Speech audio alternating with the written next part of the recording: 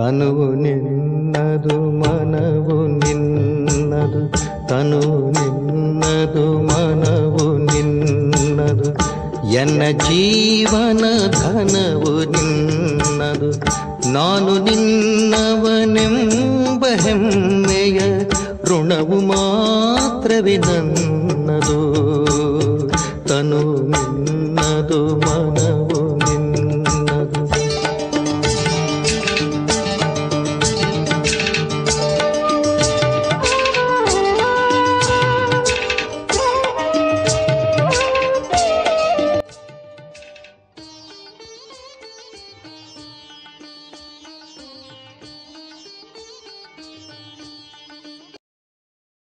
ಓಂ ಶಾಂತಿ.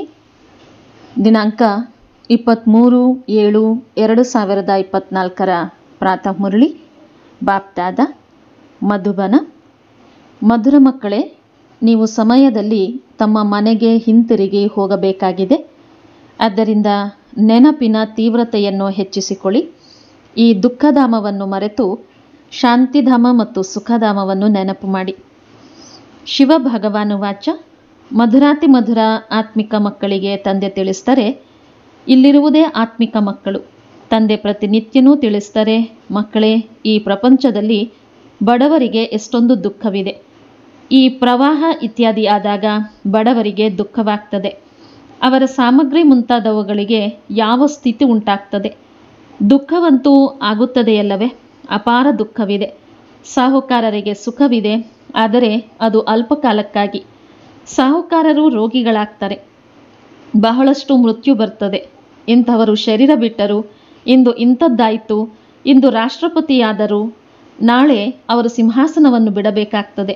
ಮುತ್ತಿಗೆ ಹಾಕಿ ಅವರನ್ನು ಇಳಿಸಿಬಿಡ್ತಾರೆ. ಇದರಿಂದಲೂ ದುಃಖವಾಗ್ತದೆ. ತಂದೆ ಹೇಳಿದ್ದಾರೆ, ದುಃಖಗಳ ಪಟ್ಟಿಯನ್ನು ಬರೆಯಿರಿ. ಈ ದುಃಖಧಾಮದಲ್ಲಿ ಯಾವ ಯಾವ ಪ್ರಕಾರದ ದುಃಖವಿದೆ ಎಂದು.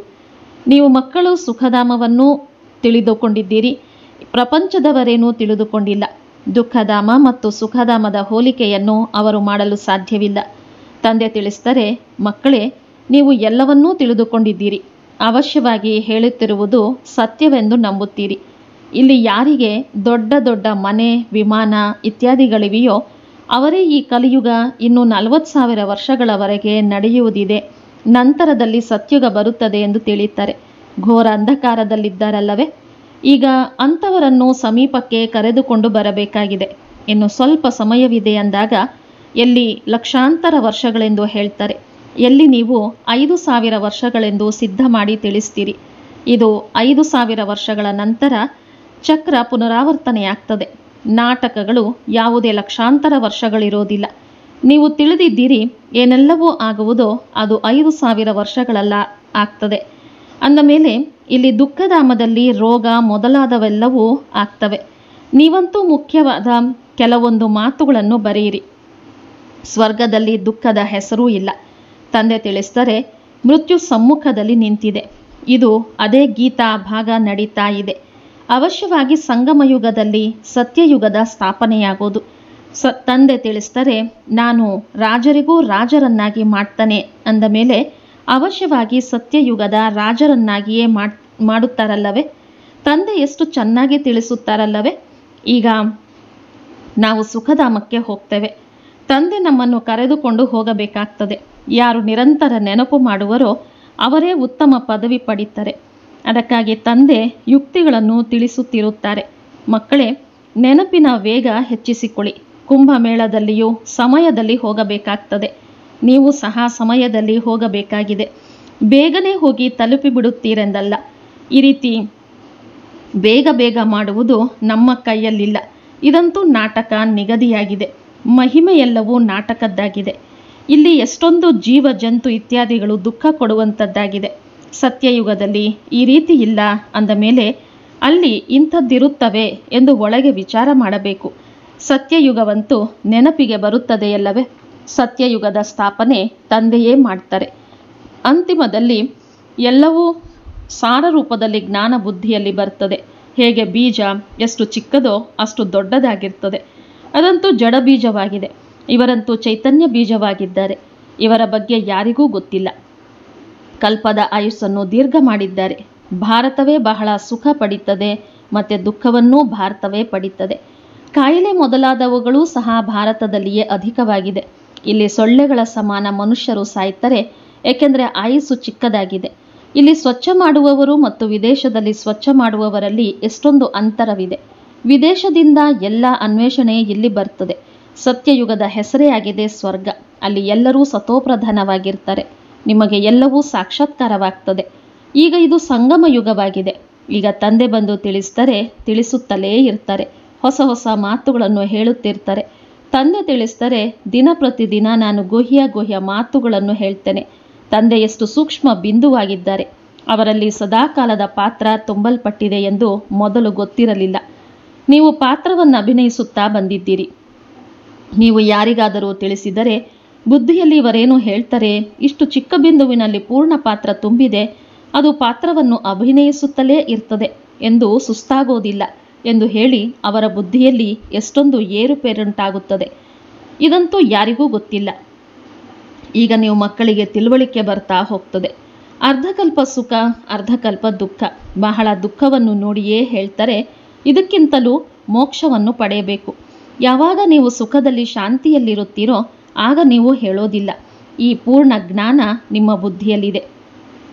ಹೇಗೆ ತಂದೆ ಬೀಜವಾಗಿರುವ ಕಾರಣ ಅವರ ಬಳಿ ಇಡೀ ವೃಕ್ಷದ ಜ್ಞಾನವಿದೆ. ವೃಕ್ಷದ ಮಾದರಿ ರೂಪದಲ್ಲಿ ತೋರಿಸಿದ್ದಾರೆ. ದೊಡ್ಡದನ್ನು ತೋರಿಸಲು ಸಾಧ್ಯವೇ? ಬುದ್ಧಿಯಲ್ಲಿ ಪೂರ್ಣ ಜ್ಞಾನ ಬರ್ತದೆ. ಅಂದಮೇಲೆ ನೀವು ಮಕ್ಕಳ ಬುದ್ಧಿ ಎಷ್ಟು ವಿಶಾಲವಾಗಿರಬೇಕು. ಇದು ನಾಟಕವಾಗಿದೆ. ಇದರಲ್ಲಿ ಇಷ್ಟು ಸಮಯದ ನಂತರ ಇಂಥವರು ಪಾತ್ರವನ್ನು ಅಭಿನಯಿಸಲು ಬರ್ತಾರೆ. ಇದು ಎಷ್ಟು ದೊಡ್ಡ ಅವಿನಾಶಿ ನಾಟಕವಾಗಿದೆ ಎಂದು ಅವರಿಗೆ ಎಷ್ಟೊಂದು ತಿಳಿಸಬೇಕಾಗ್ತದೆ. ಈ ಪೂರ್ಣ ನಾಟಕವನ್ನಂತೂ ಎಂದೂ ಯಾರೂ ನೋಡಲು ಸಾಧ್ಯವಿಲ್ಲ. ಅಸಂಭವವಾಗಿದೆ. ದಿವ್ಯ ದೃಷ್ಟಿಯಿಂದ ಒಳ್ಳೆಯ ವಸ್ತುಗಳನ್ನು ನೋಡಲಾಗ್ತದೆ. ಗಣೇಶ, ಹನುಮಂತ ಇವರೆಲ್ಲರೂ ಭಕ್ತಿ ಮಾರ್ಗದವರಾಗಿದ್ದಾರೆ. ಆದರೆ ಮನುಷ್ಯರ ಭಾವನೆ ಕುಳಿತು ಬಿಟ್ಟಿರೋದರಿಂದ ಅವರಿಗೆ ಬಿಡಲು ಆಗೋದಿಲ್ಲ. ಈಗ ನೀವು ಮಕ್ಕಳು ಕಲ್ಪದ ಹಿಂದಿನಂತೆ ಪದವಿ ಪಡೆಯಲು ಓದಬೇಕು, ಪುರುಷಾರ್ಥ ಮಾಡಬೇಕಾಗಿದೆ. ನಿಮಗೆ ಗೊತ್ತಿದೆ, ಪ್ರತಿಯೊಬ್ಬರೂ ಪುನರ್ಜನ್ಮವನ್ನು ತೆಗೆದುಕೊಳ್ಳಲೇಬೇಕಾಗಿದೆ. ಏಣಿಯನ್ನು ಹೇಗೆ ಕೆಳಗೆ ಇಳಿದಿದ್ದೇವೆಂದು ಮಕ್ಕಳು ತಿಳಿದುಕೊಂಡಿದ್ದೀರಿ. ಯಾರು ಸ್ವಯಂ ತಿಳಿದುಕೊಂಡಿದ್ದೀರೋ ಅವರು ಅನ್ಯರಿಗೆ ತಿಳಿಸತೊಡಗುತ್ತಾರೆ. ಕಲ್ಪದ ಹಿಂದೆಯೂ ಹೀಗೆಯೇ ಮಾಡಿರಬೇಕು. ಹೀಗೆಯೇ ಮ್ಯೂಸಿಯಂ ಮಾಡಿ ಕಲ್ಪದ ಹಿಂದೆಯೂ ಮಕ್ಕಳಿಗೆ ಕಲಿಸಿರಬೇಕು. ಪುರುಷಾರ್ಥ ಮಾಡುತ್ತಲೇ ಇರ್ತಾರೆ. ನಾಟಕದಲ್ಲಿ ನಿಗದಿಯಾಗಿದೆ. ಹೀಗೆ ಅನೇಕರಿರ್ತಾರೆ. ಗಲ್ಲಿಗಳಲ್ಲಿ ಮನೆಯಲ್ಲಿ ಈ ಶಾಲೆ ಇರ್ತದೆ. ಕೇವಲ ಧಾರಣೆ ಮಾಡುವ ಮಾತಾಗಿದೆ. ಹೇಳಿ, ನಿಮಗೆ ಇಬ್ಬರು ತಂದೆಯರಿದ್ದಾರೆ. ಯಾರು ದೊಡ್ಡವರಾದರೂ ದಯೆ ತೋರಿಸಿ ಕೃಪೆ ಮಾಡಿ ಎಂದು ಅವರನ್ನು ಕರೀತಾರೆ. ತಂದೆ ತಿಳಿಸ್ತಾರೆ, ಬೇಡುವುದರಿಂದ ಏನೂ ಸಿಗೋದಿಲ್ಲ. ನಾನಂತೂ ಮಾರ್ಗವನ್ನು ತಿಳಿಸಿದ್ದೇನೆ. ನಾನು ಬರುವುದೇ ಮಾರ್ಗವನ್ನು ತಿಳಿಸಲು. ಇಡೀ ವೃಕ್ಷ ನಿಮ್ಮ ಬುದ್ಧಿಯಲ್ಲಿದೆ. ತಂದೆ ಎಷ್ಟೊಂದು ಶ್ರಮ ಪಡುತ್ತಿರುತ್ತಾರೆ. ಇನ್ನೂ ಅತ್ಯಲ್ಪ ಸಮಯವೇ ಉಳಿದಿದೆ. ನನಗೆ ಸೇವಾಧಾರಿ ಮಕ್ಕಳು ಬೇಕು. ಮನೆಯಲ್ಲಿ ಗೀತಾ ಪಾಠಶಾಲೆ ಇರಬೇಕು. ಅನ್ಯ ಚಿತ್ರ ಇತ್ಯಾದಿಗಳನ್ನು ಇಡಬೇಡಿ. ಕೇವಲ ಹೊರಗೆ ಬರೆಯಿರಿ. ಚಿತ್ರವಂತೂ ಈ ಬ್ಯಾಡ್ಜ್ ಸಾಕು. ಅಂತಿಮದಲ್ಲಿ ನಿಮಗೆ ಈ ಬ್ಯಾಡ್ಜೇ ಕೆಲಸಕ್ಕೆ ಬರುವುದು. ಸನ್ನೆಯ ಮಾತಾಗಿದೆ. ಬೇಹದ್ದಿನ ತಂದೆ ಅವಶ್ಯವಾಗಿ ಸ್ವರ್ಗವನ್ನೇ ರಚಿಸುತ್ತಾರೆಂದು ಗೊತ್ತಾಗ್ತದೆ. ಆಗ ತಂದೆಯನ್ನು ನೆನಪು ಮಾಡ್ತಾರೆ. ಆದ್ದರಿಂದಲೇ ಸ್ವರ್ಗದಲ್ಲಿ ಬರುತ್ತಾರಲ್ಲವೇ? ಇದನ್ನಂತೂ ತಿಳಿಯುತ್ತೀರಿ, ನಾವು ಪತಿತರಾಗಿದ್ದೇವೆ. ನೆನಪಿನಿಂದಲೇ ಪಾವನರಾಗ್ತೇವೆ. ಮತ್ಯಾವುದೇ ಉಪಾಯವಿಲ್ಲ. ಸ್ವರ್ಗ ಪಾವನ ಪ್ರಪಂಚವಾಗಿದೆ. ಸ್ವರ್ಗದ ಮಾಲೀಕರಾಗಬೇಕೆಂದರೆ ಅವಶ್ಯವಾಗಿ ಪಾವನರಾಗಬೇಕಾಗಿದೆ. ಸ್ವರ್ಗದಲ್ಲಿ ಹೋಗುವವರು ನರಕದಲ್ಲಿ ಹೇಗೆ ಸಿಕ್ಕಿ ಹಾಕಿಕೊಳ್ತಾರೆ? ಆದ್ದರಿಂದ ಹೇಳಲಾಗ್ತದೆ, ಮನ್ಮನಾಭವ. ತಮ್ಮ ಬೇಹದ್ದಿನ ತಂದೆ ನೆನಪು ಮಾಡಿ. ಅಂತ್ಯಮತಿ ಸೋಗತಿಯಾಗುವುದು. ಸ್ವರ್ಗದಲ್ಲಿ ಹೋಗುವವರು ವಿಕಾರದಲ್ಲಿ ಹೋಗುತ್ತಾರೆಯೇ? ಅವಶ್ಯವಾಗಿ ಭಕ್ತರು ಇಷ್ಟೊಂದು ವಿಕಾರದಲ್ಲಿ ಹೋಗೋದಿಲ್ಲ. ಪವಿತ್ರರಾಗಿ ಎಂಬ ಮಾತನ್ನು ಸನ್ಯಾಸಿಗಳು ಸಹ ಹೇಳೋದಿಲ್ಲ. ಏಕೆಂದರೆ ತಾವೇ ವಿವಾಹ ಮಾಡಿಸ್ತಾರೆ. ಪ್ರತಿ ತಿಂಗಳು ವಿಕಾರದಲ್ಲಿ ಹೋಗಿ ಎಂದು ಅವರು ಗೃಹಸ್ಥಿಗಳಿಗೆ ಹೇಳ್ತಾರೆ. ನೀವು ವಿವಾಹ ಮಾಡಿಕೊಳ್ಳಬಾರದು ಎಂದು ಬ್ರಹ್ಮಚಾರಿಗಳಿಗೆ ಅವರು ಹೇಳೋದಿಲ್ಲ. ನಿಮ್ಮ ಬಳಿ ಗಂಧರ್ವ ವಿವಾಹ ಮಾಡಿಕೊಳ್ತಾರೆ. ಆದರೂ ಸಹ 2ನೆಯ ದಿನ ಆಟವನ್ನು ಸಮಾಪ್ತಿ ಮಾಡ್ತಾರೆ. ಮಾಯೆ ಬಹಳ ಆಕರ್ಷಣೆ ಮಾಡ್ತದೆ. ಆದರೂ ಸಹ ಪವಿತ್ರರಾಗುವ ಪುರುಷಾರ್ಥ ಈ ಸಮಯದಲ್ಲಿಯೇ ನಡೀತದೆ. ನಂತರ ಇದರ ಪ್ರಾರಬ್ಧವಿರ್ತದೆ. ಸತ್ಯಯುಗದಲ್ಲಂತೂ ರಾವಣ ರಾಜ್ಯವೇ ಇರೋದೇ ಇಲ್ಲ. ವಿಕಾರಿ ವಿಚಾರಗಳೇ ಇರೋದಿಲ್ಲ. ವಿಕಾರಿಯನ್ನಾಗಿ ರಾವಣ ಮಾಡ್ತಾನೆ. ಶಿವ ತಂದೆ ನಿರ್ವಿಕಾರಿಗಳನ್ನಾಗಿ ಮಾಡ್ತಾರೆ. ಇದನ್ನೂ ಸಹ ನೆನಪು ಮಾಡಬೇಕಾಗಿದೆ. ಮನೆಯಲ್ಲಿ ತರಗತಿ ನಡೆದಾಗ ಎಲ್ಲರೂ ತಿಳಿಸುವವರಾಗ್ತಾರೆ. ಮನೆಯಲ್ಲಿ ಗೀತಾ ಪಾಠಶಾಲೆಗಳನ್ನು ತೆರೆದು ಮನೆಯವರನ್ನು ಸುಧಾರಣೆ ಮಾಡಬೇಕಾಗಿದೆ. ಹೀಗೆ ವೃದ್ಧಿಯಾಗ್ತಾ ಇರುವುದು. ಸಾಧಾರಣ ಮತ್ತು ಬಡವರು ಹೇಗೆ ಜೊತೆಗಾರರಾದರು. ದೊಡ್ಡ ದೊಡ್ಡ ವ್ಯಕ್ತಿಗಳಿಗೆ ಸಣ್ಣ ವ್ಯಕ್ತಿಗಳ ಸತ್ಸಂಗಗಳಲ್ಲಿ ಬರುವುದೇ ಸಂಕೋಚವಾಗ್ತದೆ. ಏಕೆಂದರೆ ಇವರದ್ದು ಜಾದೂ ಆಗಿದೆ. ಸಹೋದರ ಸಹೋದರಿಯನ್ನಾಗಿ ಮಾಡ್ತಾರೆ. ಅರೆ, ಇದಂತೂ ಒಳ್ಳೆಯದಲ್ಲವೇ? ಗೃಹಸ್ಥದಲ್ಲಿ ಎಷ್ಟೊಂದು ಜಂಜಾಟವಿರುತ್ತದೆ, ಎಷ್ಟೊಂದು ದುಃಖಿಯಾಗ್ತಾರೆ. ಇದಂತೂ ದುಃಖದ ಪ್ರಪಂಚವಾಗಿದೆ. ಅಪಾರ ದುಃಖವಿದೆ. ಮತ್ತೆ ಅಲ್ಲಿ ಸುಖ ಅಪಾರವಾಗಿರೋದು. ಈ ದುಃಖದ ಪಟ್ಟಿಯನ್ನು ತೆಗೆಯುವ ಪ್ರಯತ್ನ ಮಾಡಿ. 25-30 ಮುಖ್ಯ ದುಃಖದ ಮಾತುಗಳನ್ನಾದರೂ ಬರೀರಿ. ಬೇಹದ್ದಿನ ತಂದೆಯಿಂದ ಆಸ್ತಿಯನ್ನು ಪಡೆಯಲು ಎಷ್ಟೊಂದು ಪುರುಷಾರ್ಥ ಮಾಡಬೇಕು. ತಂದೆ ಈ ರಥದ ಮೂಲಕ ತಿಳಿಸ್ತಾರೆ. ಈ ದಾದಾರವರು ವಿದ್ಯಾರ್ಥಿಯಾಗಿದ್ದಾರೆ. ದೇಹಧಾರಿಗಳೆಲ್ಲರೂ ವಿದ್ಯಾರ್ಥಿಗಳಾಗಿದ್ದಾರೆ. ಓದಿಸುವ ಶಿಕ್ಷಕರು ವಿದೇಹಿಯಾಗಿದ್ದಾರೆ. ನಿಮ್ಮನ್ನು ವಿದೇಹಿಯನ್ನಾಗಿ ಮಾಡ್ತಾರೆ. ಅದರಿಂದ ತಂದೆ ತಿಳಿಸ್ತಾರೆ, ಮಕ್ಕಳೇ, ಶರೀರದ ಪರವೆಯನ್ನು ಬಿಡ್ತಾ ಹೋಗಿ. ಈ ಮನೆ ಇತ್ಯಾದಿ ಏನೂ ಉಳಿಯೋದಿಲ್ಲ. ಸತ್ಯಯುಗದಲ್ಲಿ ಎಲ್ಲವೂ ಹೊಸದೇ ಸಿಗಲಿದೆ.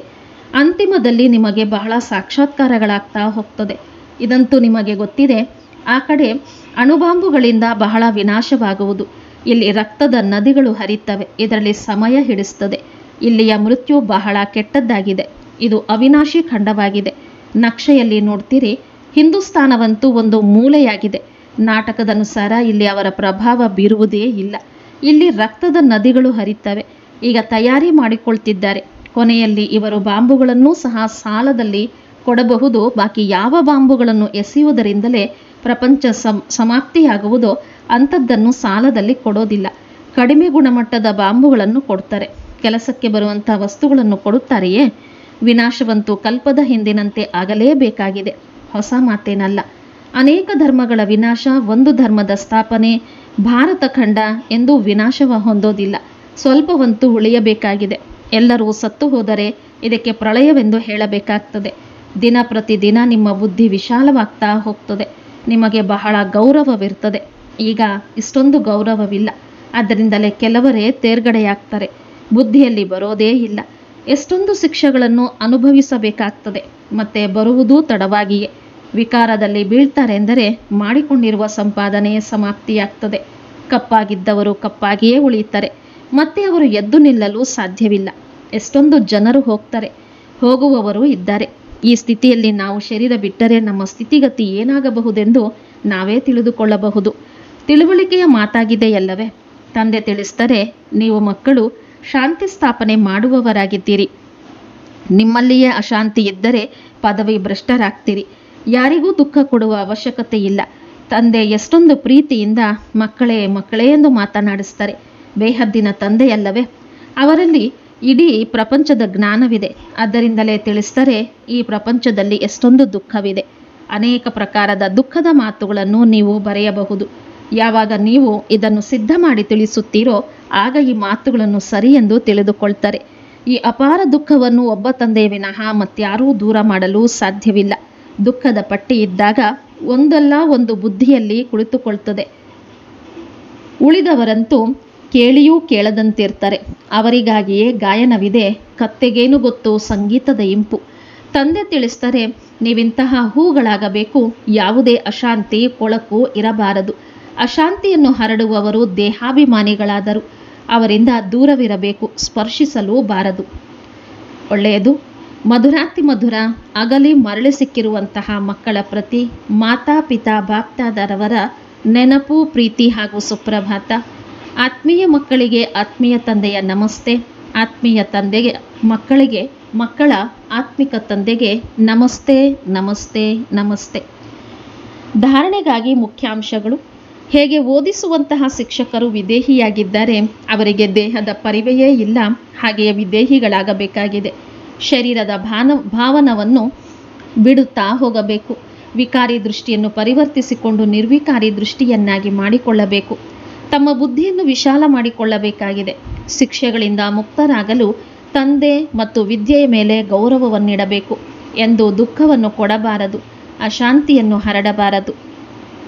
ವರದಾನ. ಬ್ರಾಹ್ಮಣ ಜೀವನದ ಸ್ವಾಭಾವಿಕ ಸ್ವಭಾವದ ಮುಖಾಂತರ ಕಲ್ಲನ್ನೂ ಸಹ ನೀರಾಗಿ ಮಾಡುವಂತಹ ಮಾಸ್ಟರ್ ಪ್ರೇಮಸಾಗರ ಭವ. ಹೇಗೆ ಪ್ರಪಂಚದ ಜನ ಹೇಳ್ತಾರೆ ಪ್ರೀತಿ ಕಲ್ಲನ್ನೂ ಸಹ ನೀರಾಗಿ ಮಾಡುತ್ತದೆ ಎಂದು, ಹಾಗೆ ತಾವು ಬ್ರಾಹ್ಮಣರ ಸ್ವಾಭಾವಿಕ ಸ್ವಭಾವ ಮಾಸ್ಟರ್ ಪ್ರೇಮಸಾಗರ ಆಗಿದೆ. ತಮ್ಮ ಬಳಿ ಆತ್ಮಿಕ ಪ್ರೀತಿ, ಪರಮಾತ್ಮ ಪ್ರೀತಿಯ ಇಂತಹ ಶಕ್ತಿ ಇದೆ. ಇದರಿಂದ ಭಿನ್ನ ಭಿನ್ನ ಸ್ವಭಾವಗಳನ್ನು ಪರಿವರ್ತನೆ ಮಾಡಬಲ್ಲಿರಿ. ಹೇಗೆ ಪ್ರೀತಿಯ ಸಾಗರ ತನ್ನ ಪ್ರೀತಿಯ ಸ್ವರೂಪ ಅನಾದಿ ಸ್ವಭಾವದಿಂದ ತಾವು ಮಕ್ಕಳನ್ನು ತನ್ನವರನ್ನಾಗಿ ಮಾಡಿಕೊಂಡರು, ಹಾಗೆ ತಾವು ಮಾಸ್ಟರ್ ಪ್ರೀತಿಯ ಸಾಗರರಾಗಿ ವಿಶ್ವದ ಆತ್ಮಗಳಿಗೆ ಸತ್ಯ, ನಿಸ್ವಾರ್ಥ, ಆತ್ಮಿಕ ಪ್ರೀತಿ ಕೊಡಿ. ಆಗ ಅವರ ಸ್ವಭಾವ ಪರಿವರ್ತನೆಯಾಗ್ತದೆ. ಸುವಾಕ್ಯ: ತಮ್ಮ ವಿಶೇಷತೆಗಳನ್ನು ಸ್ಮೃತಿಯಲ್ಲಿಟ್ಟುಕೊಂಡು ಅದನ್ನು ಸೇವೆಯಲ್ಲಿ ತೊಡಗಿಸಿ, ಆಗ ಹಾರುವ ಕಲೆಯಲ್ಲಿ ಹಾರುತ್ತಿರುವಿರಿ. ಇಂದಿನ ಮುರಳಿಯ ಪ್ರಶ್ನೋತ್ತರ: ಯಾವ ಒಂದು ಗುಹ್ಯ ರಹಸ್ಯವನ್ನು ನೀವು ಮನುಷ್ಯರಿಗೆ ತಿಳಿಸಿದಾಗ ಅವರ ಬುದ್ಧಿಯಲ್ಲಿ ಏರುಪೇರುಂಟಾಗುತ್ತದೆ? ಅವರಿಗೆ ಈ ಗುಹ್ಯ ರಹಸ್ಯ ತಿಳಿಸಿ, ಆತ್ಮ ಇಷ್ಟು ಸೂಕ್ಷ್ಮ ಬಿಂದುವಾಗಿದೆ, ಅದರಲ್ಲಿ ಸದಾಕಾಲಕ್ಕೆ ಪಾತ್ರ ತುಂಬಲ್ಪಟ್ಟಿದೆ, ಅದು ಪಾತ್ರವನ್ನು ಅಭಿನಯಿಸುತ್ತಲೇ ಇರ್ತದೆ, ಎಂದೂ ಸುಸ್ತಾಗೋದಿಲ್ಲ, ಯಾರಿಗೆ ಮೋಕ್ಷವೂ ಸಿಗಲು ಸಾಧ್ಯವಿಲ್ಲ. ಬಹಳ ಮನುಷ್ಯರು ದುಃಖವನ್ನು ನೋಡಿ ಮೋಕ್ಷ ಸಿಕ್ಕಿದರೆ ಒಳ್ಳೆಯದೆಂದು ತಿಳಿಯುತ್ತಾರೆ, ಆದರೆ ಅವಿನಾಶಿ ಆತ್ಮ ಪಾತ್ರವನ್ನು ಅಭಿನಯಿಸದೆ ಇರಲು ಸಾಧ್ಯವಿಲ್ಲ. ಈ ಮಾತುಗಳನ್ನು ಕೇಳಿ ಅವರಿಗೆ ಏರುಪೇರುಂಟಾಗುತ್ತದೆ. ಒಳ್ಳೆಯದು. ಓಂ ಶಾಂತಿ.